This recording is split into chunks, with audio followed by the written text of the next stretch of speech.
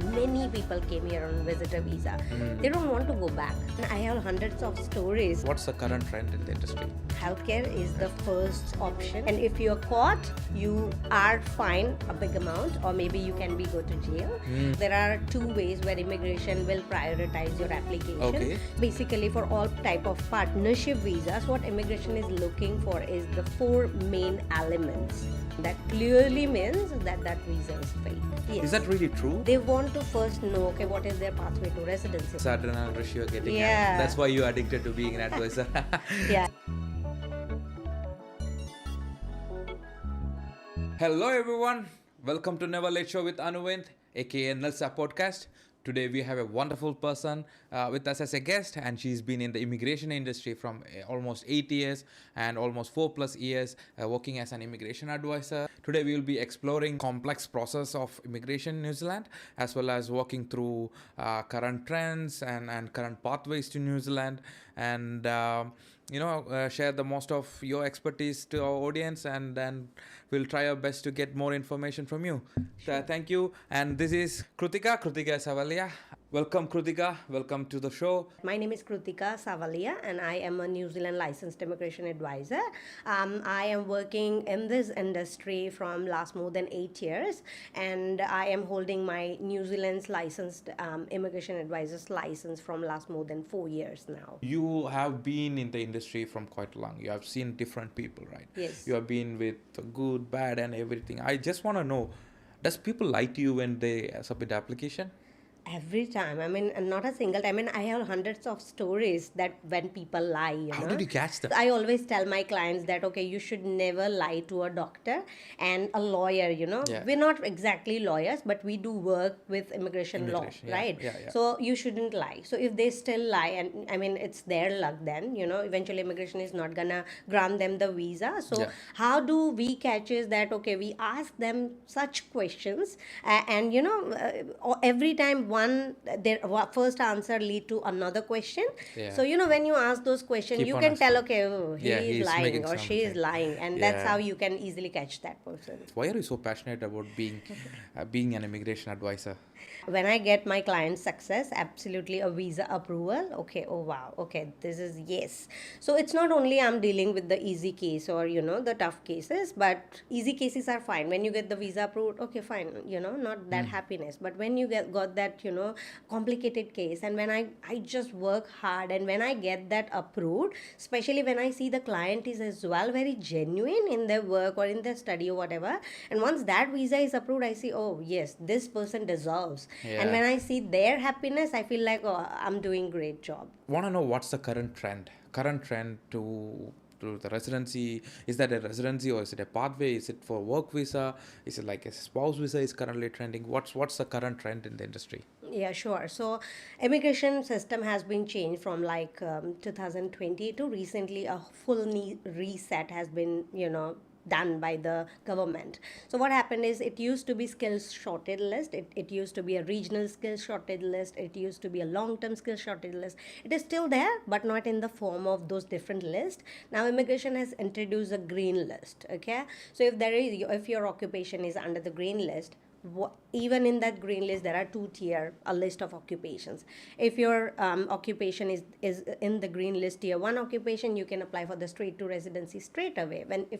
You can apply from back in your home country. You don't have to come in New Zealand. That's how the process works. And if your, you know, occupation is in the tier 2 occupation, you can apply for the residency after 2 years.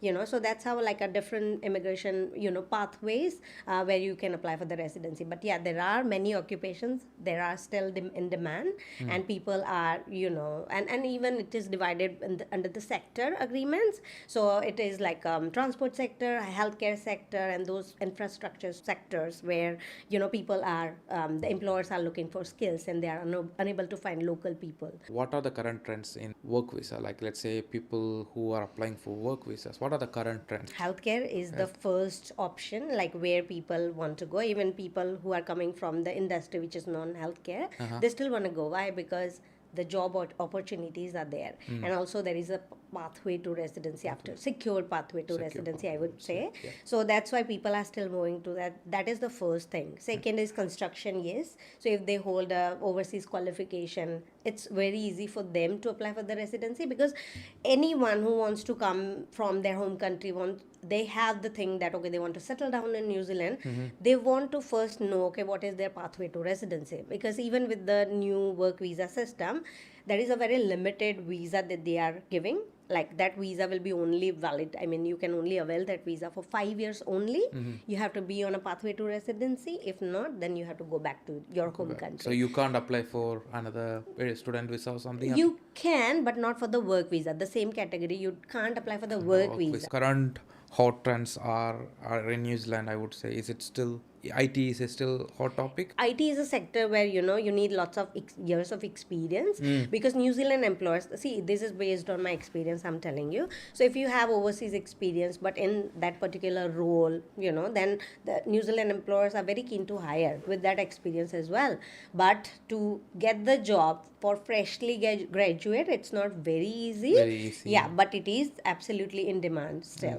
I've also noticed there are a lot of new drivers coming to New Zealand with the work visa. Yes. Is it becoming a trend at the moment? It is absolutely, because there are actually types of drivers, but mainly there are class 4 and class 5 heavy truck drivers, where New Zealand local peoples are not, they don't want to do such work, because when you are a heavy truck driver, you have to, you usually are driving for long hours. You are maybe driving overnight as well. So usually local people are not willing Not to that do much those interested. things. Okay. So that's where the the employers has to look the skills from outside of New Zealand, and that's where they are hiring people who hold the license, who can convert their overseas license to the New Zealand license after XYZ training. If they can drive worthy to drive on road, And they are issuing yes, license. yes. That's interesting. So I've seen there are new point system which been introduced to Yes. immigration. So I have no familiarity with that. I've been with that 160 points thing. Yeah. What are the criterias for each points? How can you achieve 6 points for your residency applications? Okay, so there are mainly three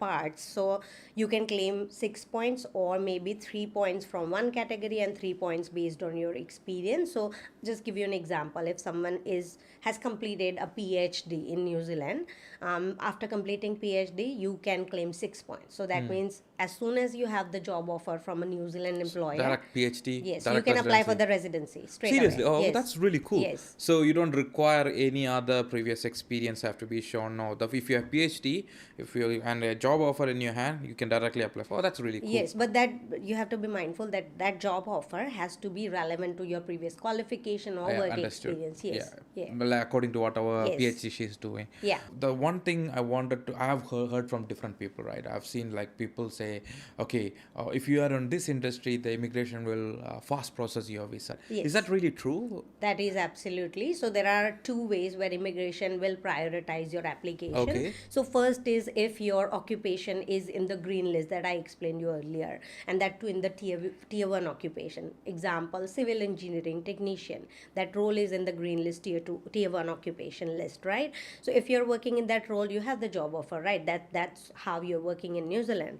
And if you have that, you meet the specific requirements for that occupation with that green list, then you can apply for the straight to residency, and that's where immigration will prioritize your application. Why? Because your role is in that list.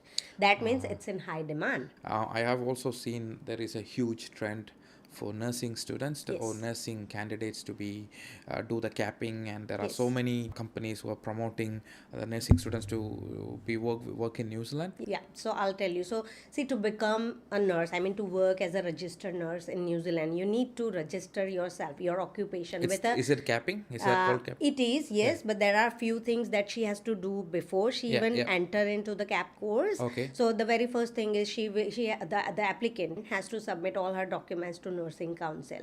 The main requirements are she needs at least a bachelor degree. Second is that she needs to complete 24 months, 2 years of work experience she needs to have in hand, that is worked in the last 5 years. So 2 years within the last 5 years. And third will be the English language requirement. Another thing that I want to know about the regions. Yeah. So I just want to know how the region-wise applications process. It used to be when there is a point based system where it used to be Oh. 160 and 180 points, when if you want to apply for the residency, if you're not eligible to get these points, then if you go outside of Auckland region, you get 30 bonus points. Yeah. So people, that was the encouragement that government was giving them, so that okay, if you'll go, we'll give you 30 bonus points. Not anymore, but absolutely there is a shortage for kind of all labor or all type of occupations throughout New Zealand, not only in one region, specifically soon after COVID. So that's where the actually the shortages came into effect. So not only in XYZ region, but throughout New Zealand, there is a shortage of kind of all occupations. All occupations. I would say the 6 point system will give and filter more talented people to New Yes, Zealand. absolutely. Specifically in hospital, like medical industry. Yes. Hospitality, how is hospitality working?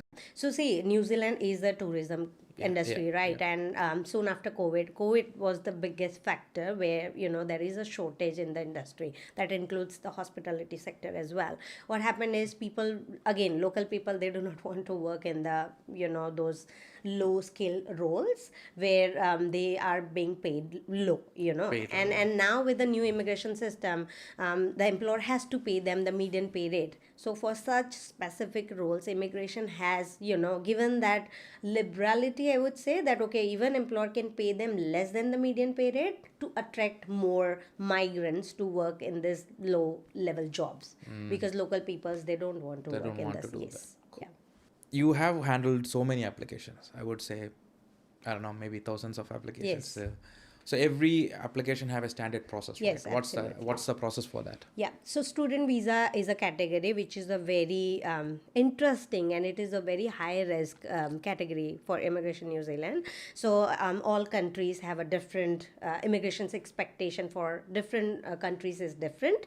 So for example, if you're coming from India, I'll just give that an example. So if you're coming from from India, immigration knows that okay, for India, this type of documents are acceptable and these are not. Basically, when you apply for the student visa applications, the very first thing you will need is a valid identity proof, that is your passport.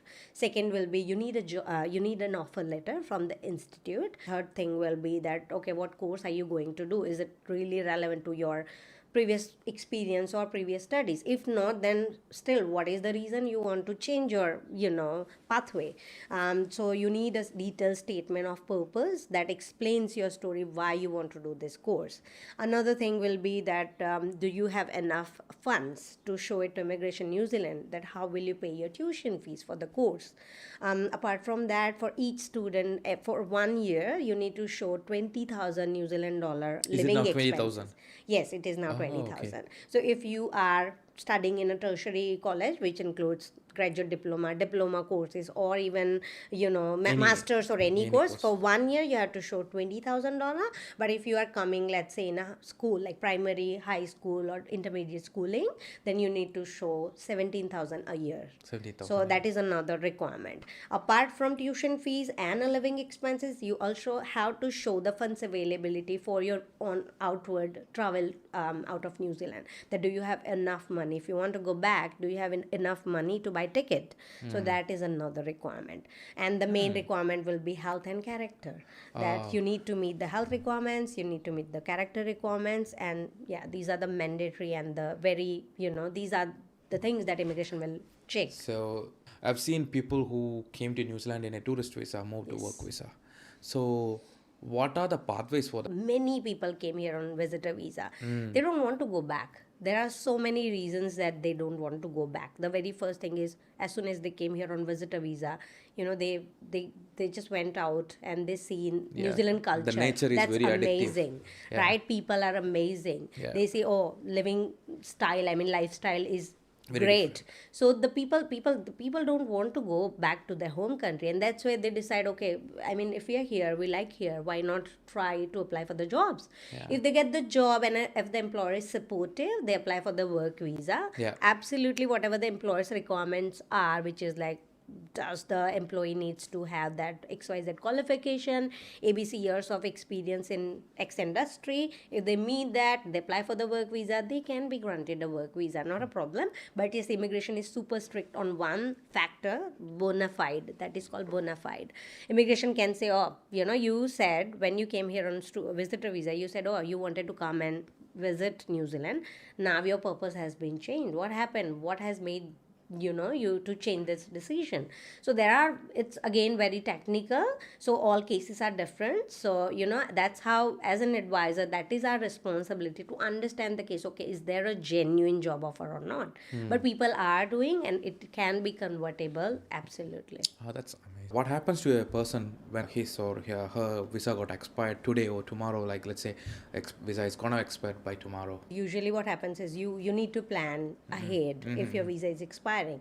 But whatever the reasons, if it gets expired or about to expire, not really expired but about to get expired, then you need to apply for any visa to live in New Zealand lawfully. Because once your visa expires, that means you are unlawful living in New Zealand. And once you're unlawful, to get another visa, that is called Section 61 request. To get that, it's a very Can you repeat that? What's it? It's a Section 61 Oh, request. okay. Yeah.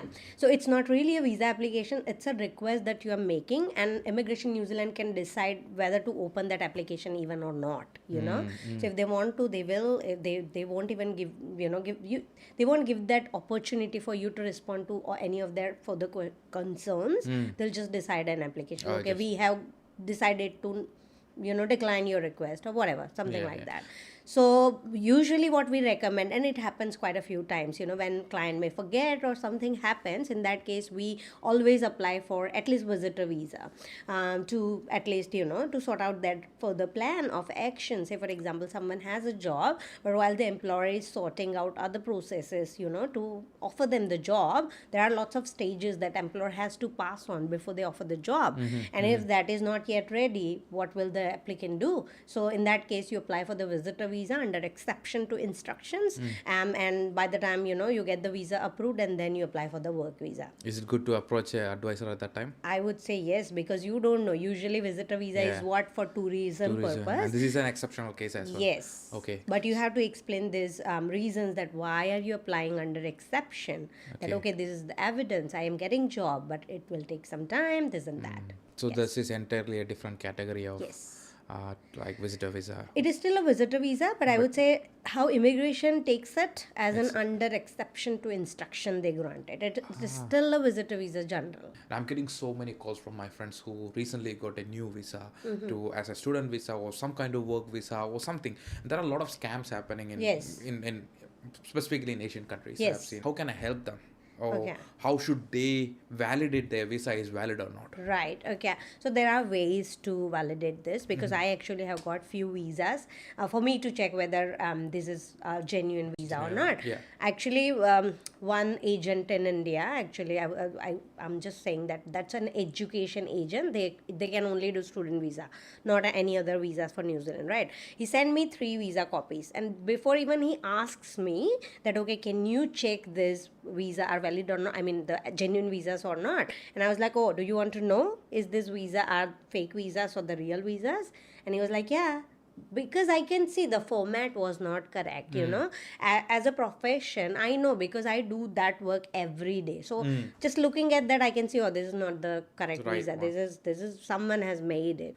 Another way is, I would like to add few ways, as I mentioned. Another one is visa view services. Oh, okay. So visa view from Immigration New Zealand? Yes. So, visa view services. Yeah, so you can create a login. Like normally people do have Realme logins. I mean, you as a friend want to help. If you create or register yourself as a visa view services, I mean, employers can check, education providers can Anyone check can as well. register, or does it require any? I think anyone can register, and then you enter those details and you won't find anything. That's the second thing. Okay. But if that visa is not genuine, maybe you won't get what you want to look for, because that will only show if the visa is actually valid or current. And the alternate way is that applicant go to a licensed immigration advisor, and then we as an advisor, we can contact immigration, we can give their clients details, and they will see, oh, this visa is not in the system.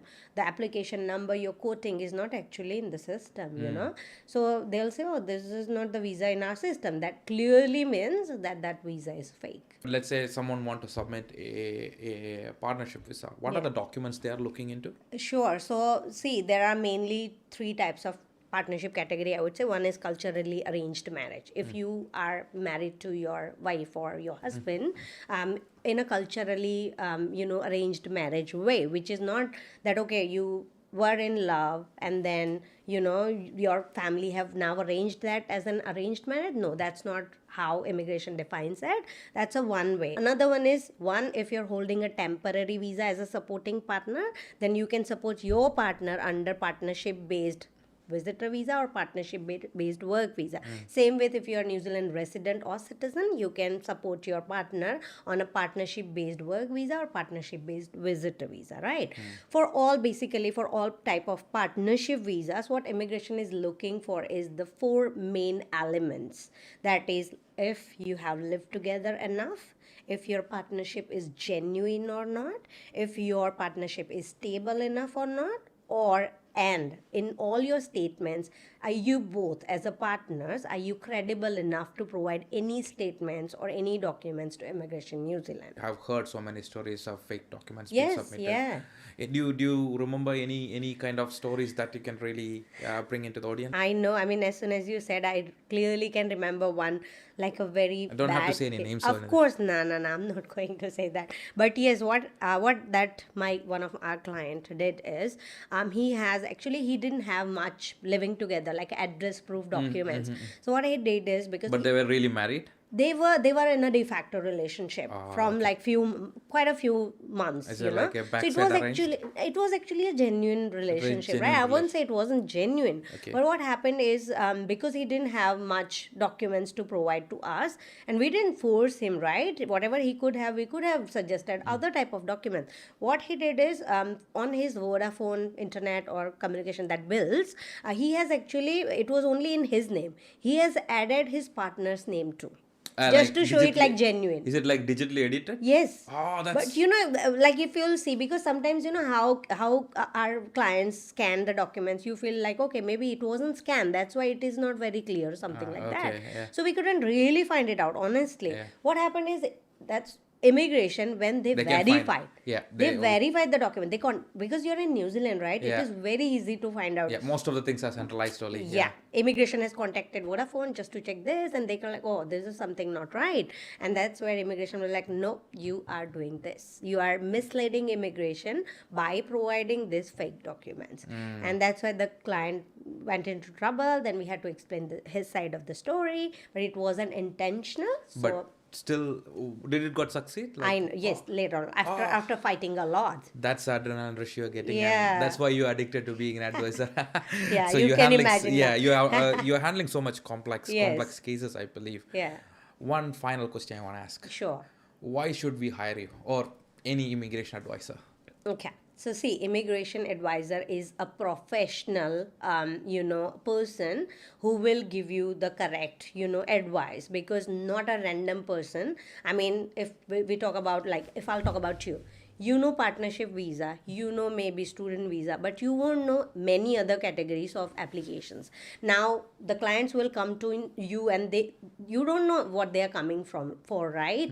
And once they'll tell the story, you can't really tell them I exact can't type of really, visa. but legally I can't even provide advice. Not at also, all. right? Yeah, true. It's an unlawful advice. If you're not holding a license, you can't provide advice. And if you're caught, you are fined a big amount, or maybe you can go to jail.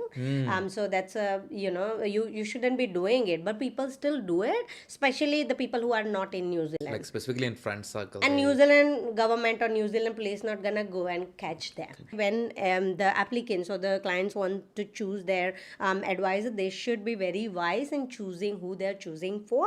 They can, as we discussed before, I mean, they will easily know that if they're asking such question, what type of guidance the advisor is giving. And based on that, I would say, to get like genuine advice, they should always look for the professional, and that's an immigration advisor, and that they are holding Remember, license. Always do your due diligence. Always make sure you're getting the right person. This is your life. Yeah, thank you for your amazing expertise. Thank And you. this has been a wonderful journey. Came to know all new rules, all different categories of visas. And I also congratulations on your new enterprise that you have Thank started. you. Thank All you. the best for that. If you want to talk to Krutika, you will be able to see the contact list over here, contact email address. You can always email to her. We'll be giving more information on the comments. If you need any questions, she will be able to give you free advice for first. She will be getting the right information from the right person. Yeah. So, signing off for that current episode. We will be seeing next time with an amazing person. Signing off from nlsa podcast. See you next time.